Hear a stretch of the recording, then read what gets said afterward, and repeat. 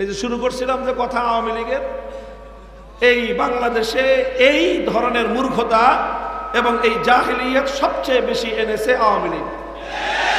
আর এরপরে আওয়ামী লীগের সাথে রাজনীতি করতে করতে এই এই এই কুস্বভাব আস্তে আস্তে বিএনপির মধ্যে ঢুকছে।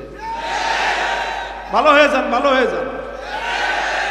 আওয়ামী লীগরাও কই ভালো হয়ে আসবি, আর বিএনপিরাও কই ভালো হয়ে যান। রাজনীতি করতে গিয়ে ঈমান হারাবেন না, পরিষ্কার ঈমানের জায়গাটাকে পরিষ্কার বুঝে নেবেন, তারপরে রাজনীতিতে নামেন। ঈমান নিয়ে ছিনিমিনি খেলবেন না। এই দেশের রাজনীতিবিদরা যেই পরিমাণ মানুষকে মন্দিরে, মুসলমানদেরকে মন্দিরে নিয়েছে, আর কেউ এই পরিমাণ মুসলমানকে মন্দিরে নিতে পারে না। তারা তাদের নিজেদের ব্যক্তিগত রাজনীতির স্বার্থে লক্ষ লক্ষ মুসলমান মায়ের সন্তানকে মুশরিক বানিয়েছে। হিসাব দিতে হবে আল্লাহর কাছে। পূর্বের যুগে মানুষ লাত, মানাত, উজ্জা, হুবাল এই সকল দেবদেবতার পূজা করত। সেই যুগে লাত, মানাত, উজ্জা, হুবাল এরা ছিল তখনকার তাগুত। আজকের যুগে মানুষ দুর্গা, সরস্বতী, কালী ইত্যাদি মূর্তির গুলোকে পূজা করে। এগুলো হলো এই যুগের তাগুত। কথা বোঝা গেল? তো আপনার একজন মানুষ যদি ইমানদার হতে হয়, সর্বপ্রথম তাকে আল্লাহর একত্ববাদকে বিশ্বাস করতে হয়, সর্বপ্রথম তাওহীদকে বিশ্বাস করতে হয়। কথা বলেন ঠিক না বেঠিক? এই যে ইবাদতের মধ্যে আল্লাহর সঙ্গে অন্য কাউকে শরীক করা যাবে না, কাউকে শরীক করা যাবে না। এইভাবে আল্লাহর যদি কেউ ইবাদত করে তাহলে তাকে বলা হয় একত্ববাদী, আর এটাকেই বলা হয় একত্ববাদ। এটাই হলো তাওহীদ। এই তাওহীদকে বলা হয় তাওহীদ ফিল ইবাদাহ। কি বলা হয়? তাওহীদ ফিল ইবাদাহ। অর্থাৎ এটা হলো ইবাদতের মধ্যে আল্লাহর একত্ববাদ। ইবাদতের মধ্যে আল্লাহর একত্ববাদ, যে ইবাদত হবে একমাত্র কার জন্য? আল্লাহ ছাড়া অন্য কারো জন্য যদি ইবাদত করা হয়, তাহলে যার জন্য ইবাদত করা হবে তাকে বলা হবে তাগুত, আর যে ইবাদত করবে তাকে বলা হবে মুশরিক। মুহতারাম হাজিরিন, এটা আমি বুঝালাম মূল কথা বোঝানোর জন্য। কারণ আলহামদুলিল্লাহ মুসলমানদের মধ্যে এতটুকু সুদবোধ আছে যে আল্লাহ ছাড়া অন্য কারো পূজা করা যাবে না, আল্লাহ ছাড়া অন্য কাউকে সাজদা করা যাবে না, আল্লাহ ছাড়া অন্য কাউকে ইবাদত করা যাবে না। এই জন্য মুসলমানরা যদি দেখে যে কাউকে, কোনো মুসলমানকে যে সে দুর্গার সামনে গিয়ে মাথা নত করে আসে, তো মুসলমানরা ওর ব্যাপারে কঠোর সিদ্ধান্ত নেবে যে তুই মুসলমান হয়ে দুর্গার সামনে গেলি কেন? কথা বলেন ঠিক না বেঠিক? আরে দুর্গা তো দুর্গা। কোন মুসলমানকে যদি আরেক মুসলমান দেখে যে ও কবরের সামনে গিয়ে সেজদা করতেছে, কোন পীরের মাজারে গিয়ে সেজদা করতেছে, তাই তো মায়ের একটা মাটিতে পড়ে না। যে তুই কবরে সেজদা করলি কেন? সেজদা পাবেন একমাত্র কে? আল্লাহকে বাদ দিয়ে তুই কবরকে সেজদা করলি কেন? আল্লাহকে বাদ দিয়ে তুই পীরকে সেজদা করলি কেন? আল্লাহকে বাদ দিয়ে তুই গায়রুল্লাহর সামনে মাথা নত করলি কেন? মুসলমানের কাছে এক আল্লাহ ছাড়া অন্য কারো ইবাদত গ্রহণযোগ্য নয়। কেন? কারণ মুসলমানরা একত্ববাদে বিশ্বাসী। মুসলমানরা তাওহীদ ফিল ইবাদাহ, ইবাদতের মধ্যে আল্লাহর একত্ববাদকে বিশ্বাস করে। মুহতারাম হাজিরিন, ইবাদতের মধ্যে যেরকম আল্লাহর একত্ববাদকে বিশ্বাস করতে হয়, ঠিক তদ্রূপ আল্লাহ পাক রব্বুল আলামিনের আরেকটা গুরুত্বপূর্ণ একত্ববাদ রয়েছে। সেই একত্ববাদকে বলা হয় তাওহীদ ফিল হাকিমিয়াহ। সেটাকে বলা হয় তাওহীদ ফিল হাকিমিয়াহ। ইবাদতের মধ্যে আল্লাহর একত্ববাদকে না মানলে একজন মানুষ যেমন ঈমানদার হতে পারে না, ঠিক তদ্রূপ তাওহীদ ফিল হাকিমিয়ার মধ্যে আল্লাহর একত্ববাদকে না মানলেও একজন মানুষ ঈমানদার হতে পারে না। তাওহীদ ফিল হাকিমিয়ার অর্থ কি?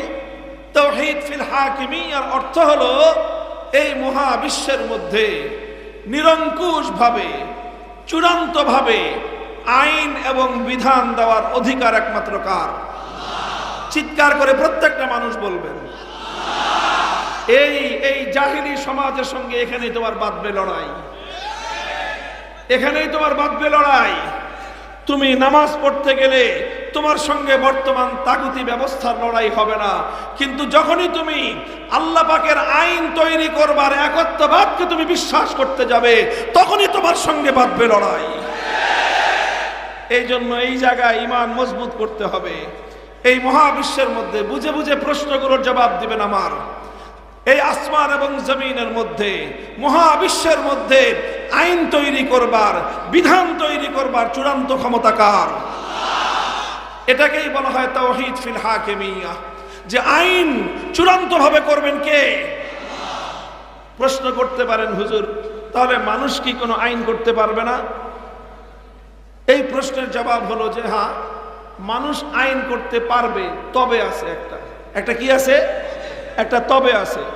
সেই তবে হলো যে মানুষ এমন আইন করতে পারবে যেই আইন করলে আল্লাহর আইনের বিরোধিতা করতে হয় না। মানুষ এমন আইন করতে পারবে যেই আইন করলে আল্লাহর কোনো আইনের সঙ্গে সাংঘর্ষিক হয় না। মানুষের কোনো আইন আল্লাহর কোনো আইনকে বাতিল করতে পারবে না। মানুষের কোনো আইন আল্লাহর আইনের বিরুদ্ধে হতে পারবে না। কোন মানুষ যদি আল্লাহর আইনের বিরুদ্ধে গিয়ে কোনো আইন করে, তাহলে সেই মানুষটাকেই বলা হয় তাগুত। আল্লাহর আইনের বিরুদ্ধে কোন রাজা বাদশা যদি আইন করে, সেই রাজা বাদশাকে বলা হয় তাগুত। আল্লাহর আইনের বিরুদ্ধে যদি কোনো রাষ্ট্রপতি আইন জারি করে, সেই রাষ্ট্রপতিকে বলা হবে তাগুত। আল্লাহর আইনের বিরুদ্ধে যদি কোনো প্রধানমন্ত্রী আইন জারি করে, সেই প্রধানমন্ত্রীকে বলা হবে তাগুত। আল্লাহর আইনের বিরুদ্ধে কোনো মন্ত্রী পরিষদ যদি কোনো আইন অনুমোদন দেয়, সেই মন্ত্রী পরিষদকে বলা হবে তাগুত। আল্লাহর আইনের বিরুদ্ধে কোনো আদালত, কোনো বিচারক, কোনো বিচারপতি যদি আইন জারি করে, সেই আদালত এবং বিচারপতিকে বলা হবে তাগুত। আল্লাহর আইনের বিরুদ্ধে কোনো আইন পরিষদ, কোনো সংসদ যদি কোনো আইন তৈরি করে, সেই গোটা সংসদকে বলা হবে তাগুত। মুহতারাম হাজিরিন, যে এই হলো তাগুত। বুঝলেন? বুঝা গেল বিষয়টা? যে কেউ, যে কোনো ব্যক্তি, যে কোনো ফোরাম, যে কোনো কমিটি, যে কোনো পরিষদ আল্লাহর আইনের বিরুদ্ধে আইন করবে, তাদেরকে বলা হবে তাগুত। আর তাদের আইন যারা মেনে নিবে, তাদেরকে বলা হবে মুশরিক। পরিষ্কার কথা। আল্লাহর ইবাদত করতে হবে। আল্লাহকে বাদ দিয়ে যদি দুর্গার ইবাদত করা হয়, দুর্গাকে বলা হয় তাগুত। যারা দুর্গাকে ইবাদত করবে, তাদেরকে বলা হবে মুশরিক। ঠিক তেমনি ভাবে চূড়ান্ত ভাবে আইন তৈরি করবার ক্ষমতা একমাত্র কার? সুতরাং আইন মানতে হবে আল্লাহর। আল্লাহর আইনের বিরুদ্ধে কোনো মানুষ যদি কোনো আইন তৈরি করে, যেই মানুষগুলো আল্লাহর আইনের বিরুদ্ধে আইন তৈরি করবে, তারা সবাই হবে তাগুত, এবং তাদের আইনকে যারা মেনে নিবে, তারা প্রত্যেকে হবে মুশরিক। মুহতারাম হাজিরিন, একটা মানুষ যদি মনে করেন 24 ঘন্টার মধ্যে 23 ঘন্টা 55 মিনিট সে শুধু আল্লাহর ইবাদত করে, 5 ওয়াক্ত নামাজ তো পড়েই, যত নফল আছে সব পড়ে, তাহাজ্জুদ ছাড়ে না, আওয়াবিন, ইশরাক, চাষ যা আছে সব পড়ে, সব পড়ার পরে প্রতিদিন শুধুমাত্র 5 মিনিটের জন্য দুর্গার পূজা করে। এবার বলেন, এই লোকটা ইমানদার না বেঈমান? এই ফতোয়া নেওয়ার জন্য তো মুফতি কামরুজ্জামান সাহেবের দরকার নাই। এই ফতোয়া বাংলাদেশের প্রত্যেকটা মুসলমান দিবে। দরকার আছে হুজুরদের ফতোয়ার?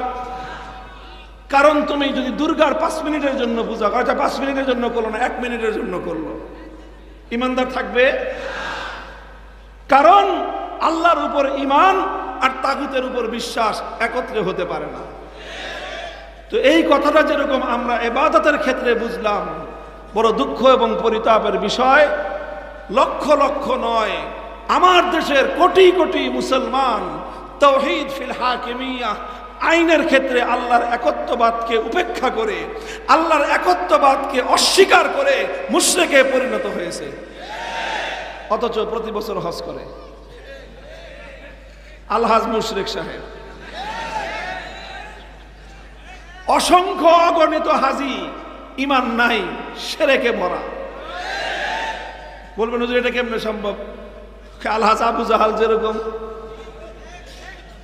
আবু জাহাল তো জীবনে আপনার চেয়ে আমার চেয়ে হজ কম করছে না বেশি?